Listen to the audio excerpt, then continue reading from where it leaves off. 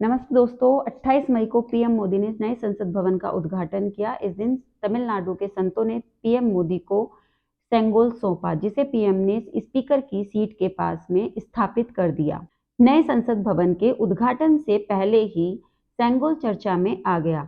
अब तक शायद ही नई पीढ़ी को इसके बारे में कुछ पता हो, लेकिन अब सेंगोल सभी की जुबां पर चढ़ा हुआ है।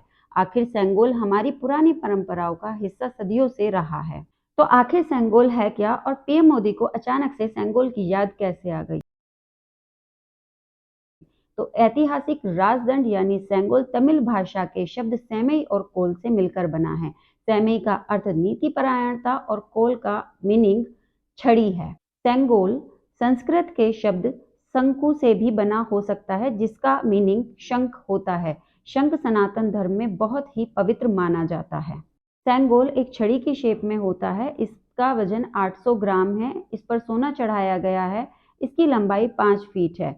इसके शीर्ष पर भगवान शिव के बैल नंदी की प्रतिमा बनी हुई है, जो न्याय का प्रतीक है। नंदी की प्रतिमा के कारण इसे शैव संप्रदाय से जुड़ा हुआ भी माना जाता है। इस प्रकार नंदी की स्थिरता को शासन के प्रति अडिग होने का प्रतीक माना जाता है। नंदी की प्रतिमा के ठीक नीचे माता लक्ष्मी और हरियाली के तौर पर फूल, पत्तियां व पेड़ पौधे उकेरे गए हैं, जो राज्य की प्रॉस्पेरिटी और एग्रीकल्चर को दर्शाते हैं। सेप्टर यानी सेंगोल का इतिहास 5000 साल पुराना माना जाता है। इसका जिक्र महाभारत और रामायण में भी किया गया है। जब राजा राज्याभिषेक के बाद गद्दी पर बैठता था, तो राजा को सेंगोल सौंपा जाता था। उस समय राजा 3 बार एदंड्यो अस्मि कहता था। एदंड्यो अस्मि का मतलब है कि मुझे कोई भी दंडित नहीं कर सकता। उस समय राजा की राजगद्दी के पास में कोई संत या पुरोहित खड़ा रहता था।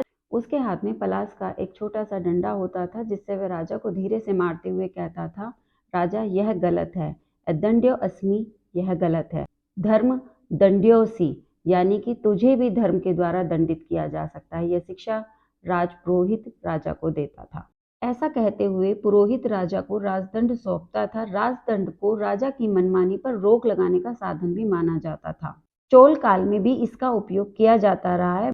कुछ इतिहासकार मौर्य, गुप्त वंश और विजयनगर साम्राज्य में भी इसके उपयोग को मानते आए हैं। तमिलनाडु के तंजावुर में स्थित तमिल विश्वविद्यालय में पुरातत्व के प्रोफेसर एस राजवेलु के अनुसार तमिल में सेंगोल का मीनिंग न्याय है।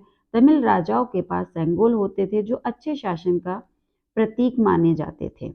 शिवप्पदीकारम और मणिमेखले 2 महाकाव्य हैं, जिनमें सेंगोल के महत्व को बताया गया है। विश्व प्रसिद्ध तिरुकुरल में भी सेंगोल का उल्लेख है। वहीं कुछ मंदिरों में उकेरी गई भगवान शिव की प्रतिमाओं में के हाथ में भी सेंगोल देखने को मिलता है। अब सेंगोल के आधुनिक इतिहास को समझते हैं।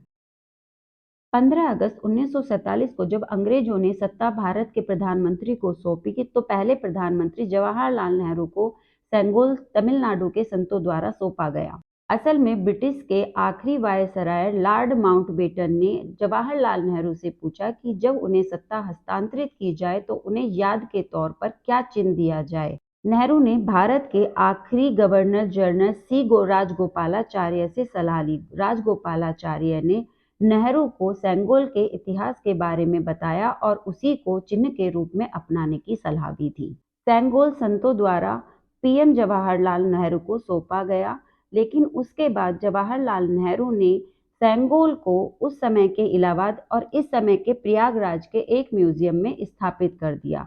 लेकिन 28 मई को जब नई संसद का उद्घाटन हुआ, तो पीएम मोदी ने सेंगोल को संसद में स्थापित किया और सभी देशवासियों को सेंगोल के इतिहास के बारे में जानने और अपनी परंपराओं से जुड़ने का मौका दिया। वीडियो अच्छा लगा हो तो लाइक कीजिए। अगर आप चैनल पर नए हैं तो चैनल को सब्सक्राइब करें और इन्फॉर्मेशन को अपने फ्रेंड्स के साथ शेयर करें। आप सभी का वीडियो देखने के लिए बहुत बहुत धन्यवाद।